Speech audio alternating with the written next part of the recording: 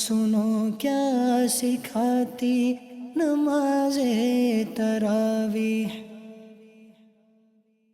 الحمدللہ رب العالمین والصلاة والسلام علی سید المرسلین، اما بعد فاعوذ باللہ من الشیطان الرجیم، بسم اللہ الرحمن الرحیم۔ الصلاة والسلام علیک یا رسول اللہ وعلی آلک واصحابک یا حبیب اللہ، الصلاة والسلام علیک یا نبی اللہ وعلی آلک واصحابک یا نور اللہ۔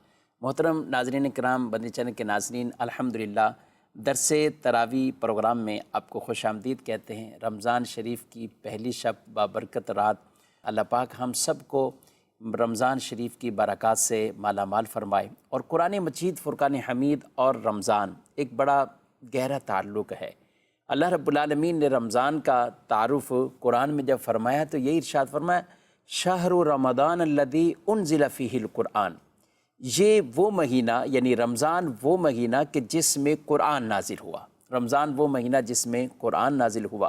اور پھر اسی رمضان کی خاص وہ مبارک شب ہے جس میں اللہ پاک نے قرآن پاک کو نازل فرمایا، انا انزلناہ فی لیلۃ القدر وما ادراک ما لیلۃ القدر لیلۃ القدر خیر من الف شہر۔ تو قرآن پاک جس خاص رات میں اللہ پاک نے نازل فرمایا ہے، تو اس رات کا تذکرہ وہ بھی قرآن مجید فرقان حمید میں بیان ہوا ہے۔ تو قرآن اور رمضان، اس لیے احادیث طیبہ جب ہم پڑھتے ہیں تو اس میں بھی رمضان اور قرآن ان دونوں کا ایک ساتھ کئی مقامات پر تذکرہ ہے کہ یہ دونوں اللہ کی بارگاہ میں شفیع ہوں گے۔ تو قرآن اپنے پڑھنے والوں کی، اپنے حقوق ادا کرنے والوں کی شفاعت فرمائے گا، سبحان اللہ۔ حدیث قدسی ہے جس میں ارشاد فرمایا گیا کہ جس کو قرآن نے میرے ذکر اور مجھ سے سوال کرنے سے مشغول رکھا، یعنی وہ قرآن میں مشغول ہے اور اس کی جگہ پر وہ نہ دعا مانگ رہا ہے نہ اللہ سے کچھ مانگ رہا ہے، فرمایا جس کو قرآن نے میرے ذکر اور مجھ سے سوال کرنے سے مشغول رکھا، فرمایا میں اسے بہتر دوں گا جو مانگنے والوں کو دیتا ہوں، جو مانگنے والوں کو دیا اس سے بہتر انہیں میں عطا کروں گا۔ اور فرمایا کلام اللہ کی فضیلت دوسرے کلاموں پر ایسی ہے جیسی اللہ کی فضیلت اس کی مخلوق پر ہے، جیسی اللہ کی فضیلت اس کی مخلوق پر ہے۔ قرآن پاک اللہ رب العالمین کی وہ مبارک عظمت والی شان والی کتاب ہے کہ جس کو دیگر تمام آسمانی کتابوں پر بھی فوقیت اور فضیلت حاصل ہے۔ اللہ کے کلام جن بھی انبیاء کرام پر کتابیں نازل ہوئی ہے، سب اللہ کے کلام ہیں، کلام اللہ ہیں۔ کلام اللہ ہونے میں تو برابر ہیں، مگر فضیلت کا مطلب کیا ہے کہ قرآن کو پڑھنے والا، قرآن پاک میں جو مشغول ہے، قرآن کی تلاوت میں، قرآن کو سمجھنے میں، قرآن کا فہم حاصل کرنے میں جو اللہ نے فضیلتیں اس کتاب اور قرآن مجید کی رکھی ہیں، وہ فضیلت کسی اور میں نہیں ہے۔ اور یہ پیارے نبی صلی اللہ علیہ وآلہ وسلم کی ذات کی وجہ سے، حضور کے وسیلے سے اس امت کو یہ شرف ملا ہے۔ بظاہر اس امت کی عمریں تھوڑی ہیں، عمل بھی تھوڑے ہیں، لیکن اس کے باوجود ان کے عملوں میں یعنی تھوڑے عمل میں ثواب اللہ نے زیادہ رکھا ہے۔ رمضان شریف ہے، نفل پر عمل کرتے ہیں فرض کے برابر ثواب، فرض پر عمل کرتے ہیں 70 گنا ثواب۔ رمضان شریف کی وہ مبارک شب ہی ہے کہ ایک رات 1000 مہینوں سے بہتر ہے۔ یعنی مختصر یہ ہے کہ اللہ نے اپنے محبوب کی امت کو یہ شرف عطا فرمایا ہے کہ بظاہر عمل تھوڑا لیکن ثواب اس کا زیادہ۔ اسی طرح قرآن پاک کی جو افضلیت ہے اس کا مطلب بھی یہی ہے کہ آدمی اس کو جو پڑھتا ہے، اللہ پاک اس پر اتنا اجر و ثواب عطا فرماتا ہے کہ وہ کسی اور کتاب پر نہیں ہے، سبحان اللہ۔ ناظرین اکرام، آج کے اس پروگرام میں اور روزانہ ہی اس وقت میں آپ درس تراویح کے طور پر، یعنی قرآن پاک کا ایک پارہ سوا پارہ عموماً ہمارے ہاں مساجد کے اندر سوا پارہ تراویح میں پڑھا جاتا ہے۔ ہماری یہ نیت ہے اور ارادہ ہے کہ ہر روز ایک پارے کا کچھ خلاصہ وہ بیان کر دیا جائے اور اس کے اندر کچھ اس کے جو مضامین ہیں ان کو بیان کیا جائے، ان کے تحت کچھ ایسے واقعات اور شان نزول اس کو آپ کے سامنے رکھا جائے اور انہیں بیان کیا جائے۔ انشاءاللہ اول تاخر آپ اس پروگرام کو آج بھی سنیں اور روزانہ ہی یہ 20-25 منٹ کے اندر انشاءاللہ اس پارے کا ایک کچھ نہ کچھ خلاصہ، ان صورتوں کی کوئی فضیلت اور خلاصہ وہ ہمیں سننے کو ملے گا۔ اللہ پاک قرآن کا فیضان ہم سب کو عطا فرمائے اور قرآن کے نور سے ہمارے سینوں کو روشن فرمائے، ہمارے سینوں کو منور فرمائے۔ محترم ناظرین کرام، قرآن مجید فرقان حمید کی ترتیب جو قرآن پاک ہمارے پاس جلد کی صورت میں موجود ہے، اس کی ابتدا میں سب سے پہلی جو سورہ مبارکہ سورہ فاتحہ ہے۔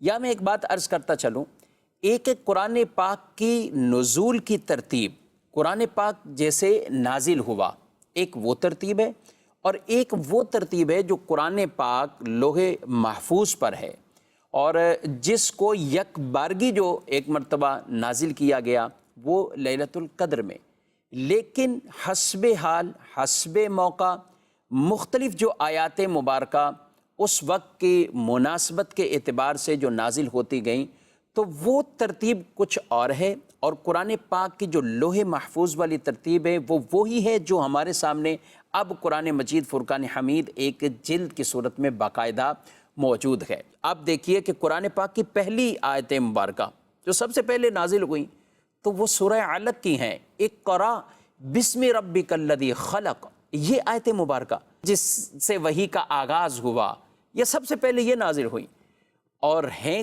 اس ترتیب کے حساب سے یہ 30ویں پارے کے اندر سورہ علق موجود ہے، اس میں یہ آیات مبارکہ ہیں۔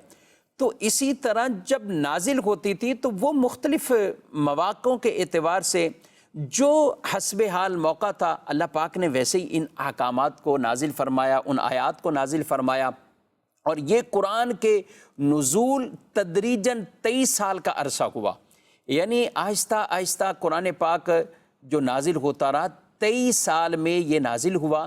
اور جب نازل ہوتا تھا تو رسول اللہ صلی اللہ علیہ وآلہ وسلم وہ صحابہ سے کہتے، فرما دیتے، یہ آیت فلاں آیت کے بعد ہے، یہ اس سے پہلے ہے، یہ اس صورت کا حصہ ہے، یہ صورت اس سے پہلے ہے، یہ صورت اس کے بعد ہے۔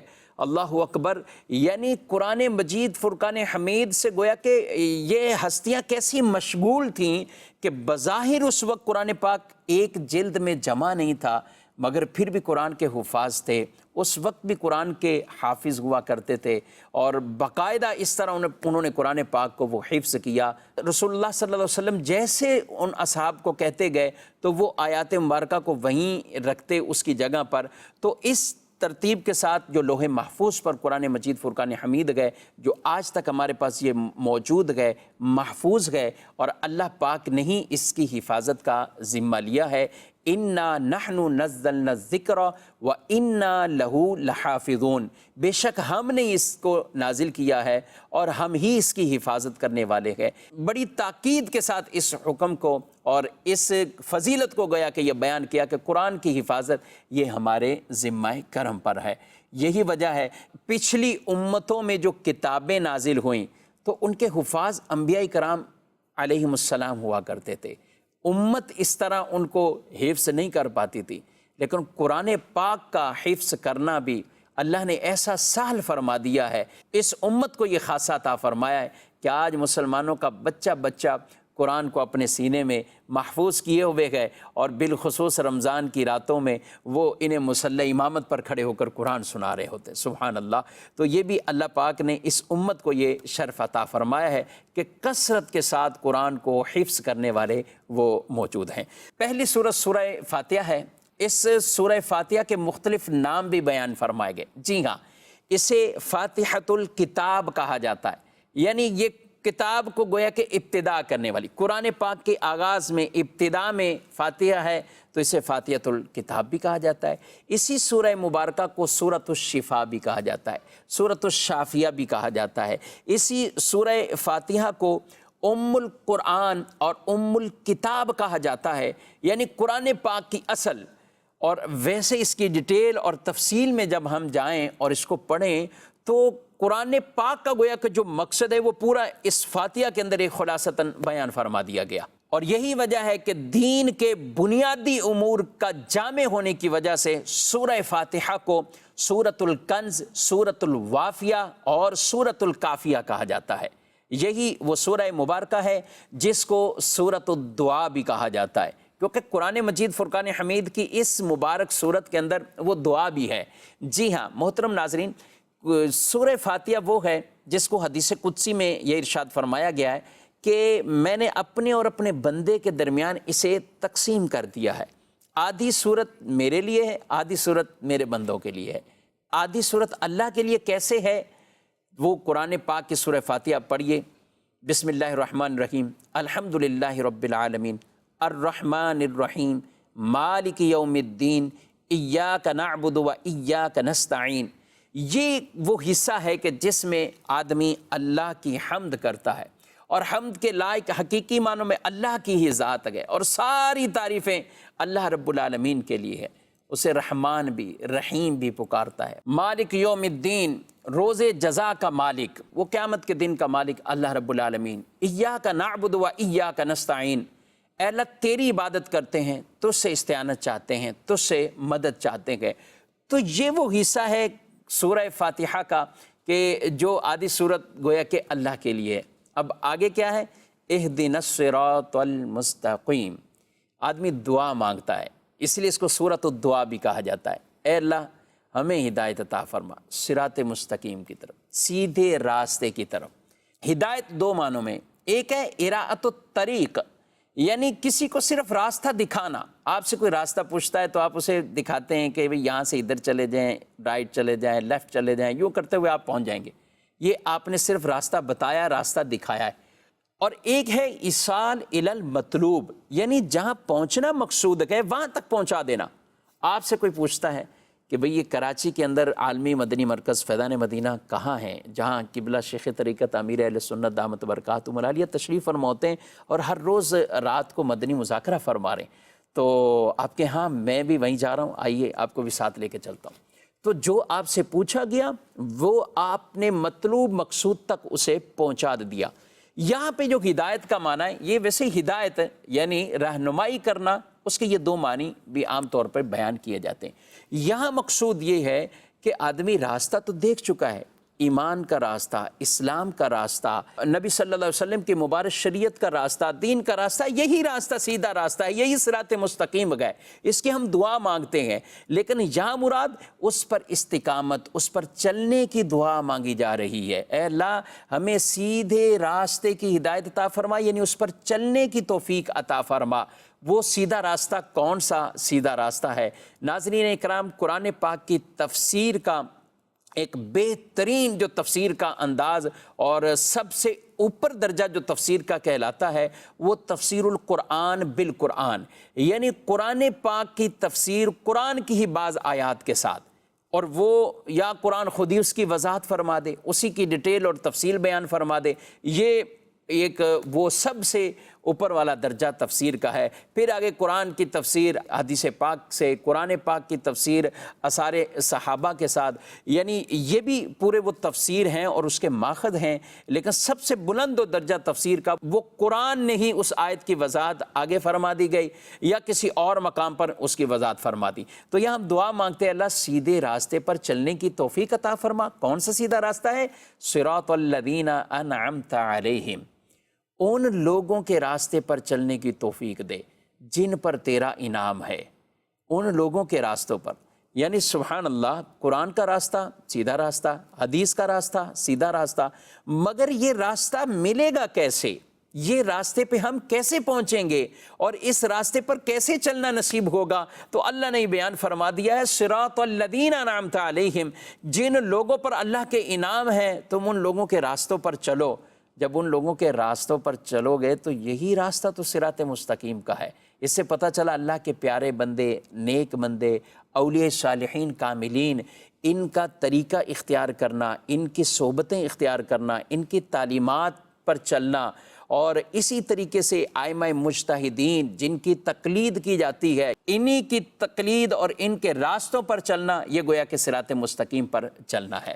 لہٰذا جو شخص یہ کہے کہ بھئی قرآن پر چلو اور آپ نہ حدیث کو دیکھو، نہ ائمہ کو دیکھو، نہ اصحاب کو دیکھو، نہ اہل بیت کو دیکھو، نہ اولیاء کو دیکھو، تو وہ حقیقتاً قرآن کا پیغام نہیں پھیلا رہا، وہ کچھ اور ہی لوگوں میں فتنہ وہ برپا کرنا چاہتا ہے، نام قرآن کا لیتا ہے لیکن حقیقتاً وہ قرآن پر وہ لوگوں کو چلنے کے لیے نہیں کہہ رہا بلکہ کچھ اور کہتا ہے۔ قرآن کی تو پہلی صورت یہ کہہ رہی ہے ان لوگوں کے راستے پر چلو جن پر اللہ کا انعام ہے، غیر المغضوب علیہم ولا الضالین، نہ کہ ان لوگوں کا راستہ جن پر اللہ کا غضب، اللہ کی ناراضگی، اور نہ ان لوگوں کا راستہ جو گمراہ ہیں، بھٹکے ہوئے ہیں۔ یعنی ہم نماز کے اندر ہی ایک ہی وہ سورہ مبارکہ جس کو حدیث قدسی میں فرمایا اللہ نے اپنے اور بندے کے درمیان تقسیم کی ہے، آدھی اللہ کی حمد بجا لاتے ہیں اور پھر ساتھ اپنے لیے گویا کہ دعا کرتے ہیں۔ اگر آج تک ایسا تصور آپ کا نہیں بنا تو آج سے یہ تصور لے کر سورہ فاتحہ وہ نماز میں پڑھا کریں کہ میں اللہ کی بارگاہ میں وہ ہدایت کی دعا بھی کرتا ہوں، یعنی اللہ سے وہ ہدایت اور اس پر استقامت ہم چاہتے ہیں کہ اللہ ہمیں اس سیدھے راستے پر چلا، اپنے پیارے بندوں، انعام یافتہ بندوں کے راستے پر ہمیں چلنے کی توفیق عطا فرما۔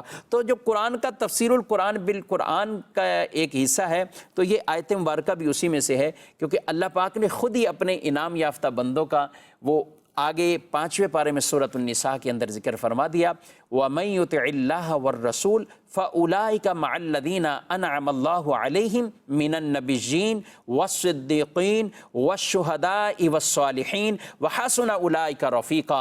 ارشاد فرمایا جو اللہ کی اطاعت کرے اور رسول کی اطاعت کرے وہ ان کی معیت میں ان کے ساتھ ہے جن پر اللہ نے انعام فرمایا۔ کن کے ساتھ ہیں؟ من النبیین، کن پر اللہ کا انعام ہے؟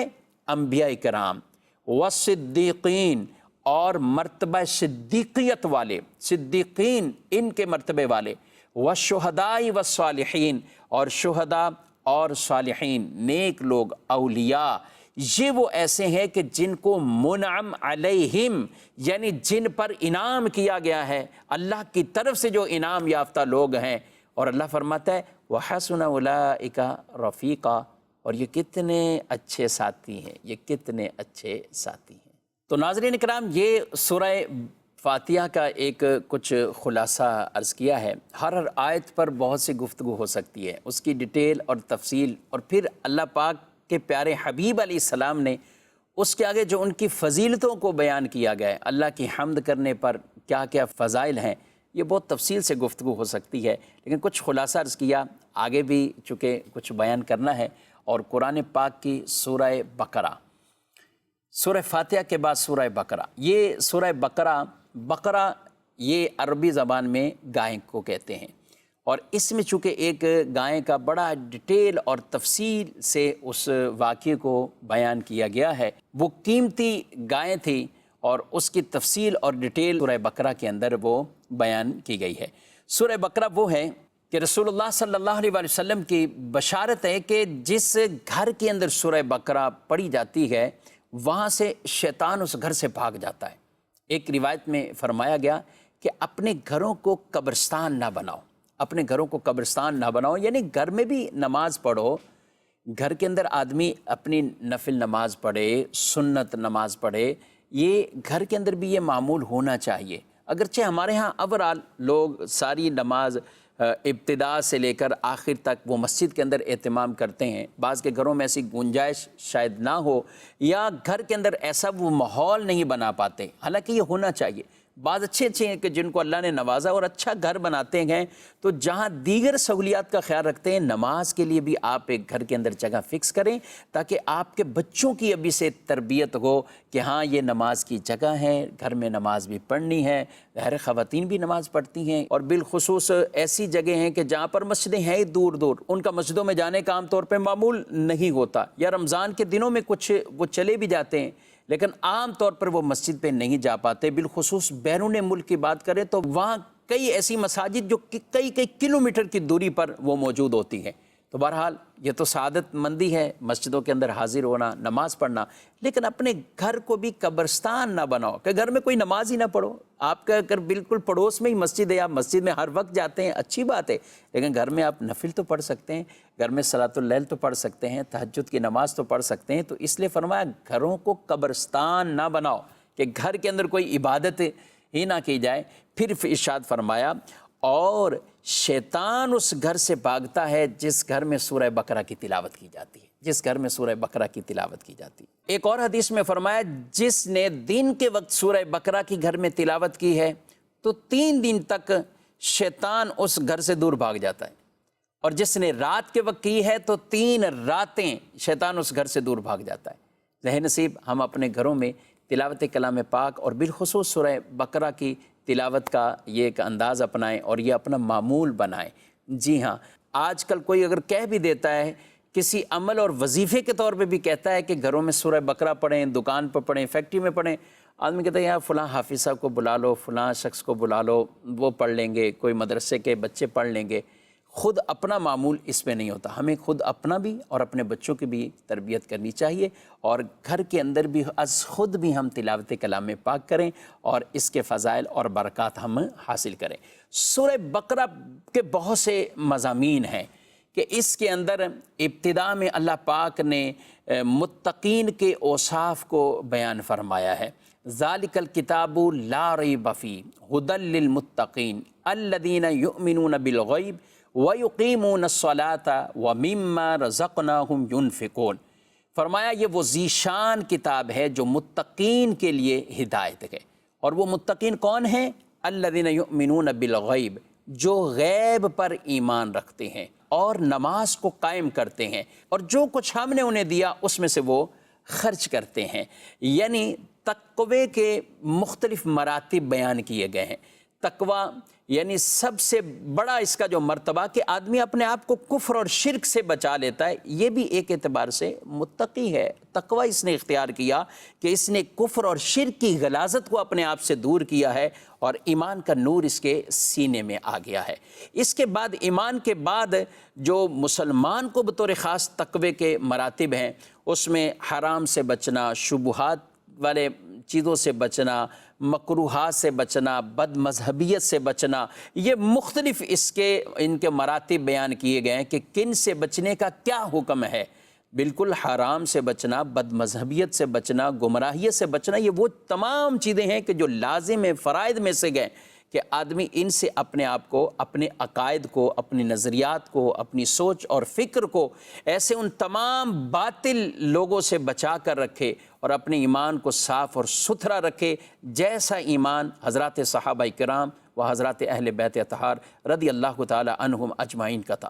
قرآن پاک نے واضح بیان فرمایا فَإِنْ آمَنُوا بِمِثْلِ مَا آمَنْتُمْ بِهِ فَقَدِ اهْتَدَوْا۔ اگر لوگ ایمان ایسا لے آئیں، کیسا؟ جیسے حضور کے یہ صحابہ آئے، ان سے فرمایا جیسا تم ایمان لے کر آئے ہو، اگر ایسا ایمان لائیں گے تو وہ ہدایت پا جائیں گے، وہ ہدایت پا جائیں گے۔ تو آج ہمیں انہی کے طریقوں کو فالو کرنا ہے، جس انداز سے، جس عقائد اور نظریات کے ساتھ انہوں نے یہ تعلیمات آگے پہنچائی ہیں، انہی پر ہمیں چلنا ہے۔ تو اپنے آپ کو گمراہیت سے، بد مذہبیت سے یہ بچانا، پھر حرام کاموں سے بچانا، دیگر مکروہات، شبہ کے مال سے، ان تمام چیزوں سے اپنے آپ کو بچانا، یہ تقوی کے مختلف مراتب کو بیان فرمایا گیا ہے۔ تقوی اور متقین کے احوال کے بعد اللہ پاک نے آخرت پر ایمان رکھنے والوں، ان کے حوالے سے کچھ بیان فرمایا۔ آگے کفار اور منافقین کے کچھ حالات اور واقعات کو بیان فرمایا۔ اسی پارے سے وہ چیلنج کے طور پہ قرآن پاک کی آیات مبارکہ کو جو کہا گیا کہ تم بھی اس کی مثل ایک صورت وہ بنا کر لاؤ، اگر تم ایسا کر سکتے ہو، اور تم ایسا ہرگز نہیں کر سکتے۔ اسی پارے کے اندر اللہ پاک نے اس بنی اسرائیل کے اس عظیم اس واقعے کو بیان کیا ہے کہ جس کے اندر ایک عام گائے تھی، لیکن بہت قیمتی ہو کر اس گائے کو فروخت کیا گیا، اور وہ اس نوجوان کو فائدہ پہنچا کہ جس نوجوان نے اپنے والدہ کی اتباع کی، اطاعت کی، فرما برداری کی۔ وہ بھی پورا ڈیٹیل اور تفصیل کے ساتھ واقعہ موجود ہے۔ اسی پارے کے اندر اللہ پاک نے اپنے پیارے نبی صلی اللہ علیہ وآلہ وسلم کی شان اور عظمت کو اس انداز سے بھی بیان فرمایا ہے، یا ایھا الذین آمنوا لا تقولوا راعنا، اے ایمان والو راعنا مت کہو، وقولوا انظرنا واسمعوا، اور یہ کہو کہ آپ ہم پر نظر فرمائیں، نظر رحمت فرمائیں اور غور سے سنو۔ اس کا بھی ایک پورا شان نزول ہے کہ کچھ لوگ حضور علیہ السلام کو رائنا اس وقت صحابہ کہتے جب کوئی بات دوبارہ سننا چاہتے، مگر کچھ لوگ اس لفظ کو تھوڑا سا کھینچ کر اس انداز سے بولتے کہ اس کا معنی ہی تبدیل ہو رہا تھا۔ تو اس پہ ایک صحابی کو بہت جلال آیا اور اس نے ان لوگوں کو کہا کہ تم اس لفظ کو بالکل کھینچ کر پڑھتے ہو، تو انہوں نے کہا تم بھی تو ایسے پڑھتے ہو۔ تو یہ حضور علیہ السلام کی بارگاہ میں مسئلہ لے کر گئے اور کہا، تو اللہ پاک نے قرآن میں وہ آیت نازل فرمائی اور وہ لفظ کہنا ہی منع کر دیا جو بالکل 100% درست تھا۔ مومنوں سے کہا کہ تم وہی نہ کہو کہ اس کی آڑ میں اگر کوئی میرے محبوب کے بارے میں ایسا لفظ بولتا ہے یا وہ برا معنی ذہن میں رکھ کر وہ لفظ بولتا ہے تو تم وہ لفظ ہی نہ کہو۔ اس لفظ کا متبادل لفظ اور کلمہ وہ ارشاد فرما دیا، یا ایھا الذین آمنوا لا تقولوا راعنا وقولوا انظرنا واسمعوا، اے ایمان والو راعنا نہ کہو اور کہو کہ انظرنا، آپ نظر فرمائیے ہم پر، واسمعوا اور غور سے ہی سنو، یعنی تمہیں یہ کہنے کی نوبت ہی نہ ملے، پہلے ہی میرے محبوب کا کلام وہ بڑے غور سے وہ سنا کرو۔ ناظرین کرام، اس پارے کے اور بھی بہت سے مضامین ہیں، ظاہر پروگرام کا ٹائم بہت مختصر ہے۔ اللہ پاک ہم سب کو رمضان شریف کی برکات سے مالا مال فرمائے، قرآن کے نور سے ہمارے سینوں کو روشن اور منور فرمائے۔ کل انشاءاللہ دوسرے پارے کا کچھ خلاصہ سننے کی سعادت حاصل کریں گے۔ آمین بجاہ النبی الامین صلی اللہ علیہ وآلہ وسلم۔ ہے رمضان میں آتی نماز تراویح، سنو کیا سکھاتی نماز تراویح۔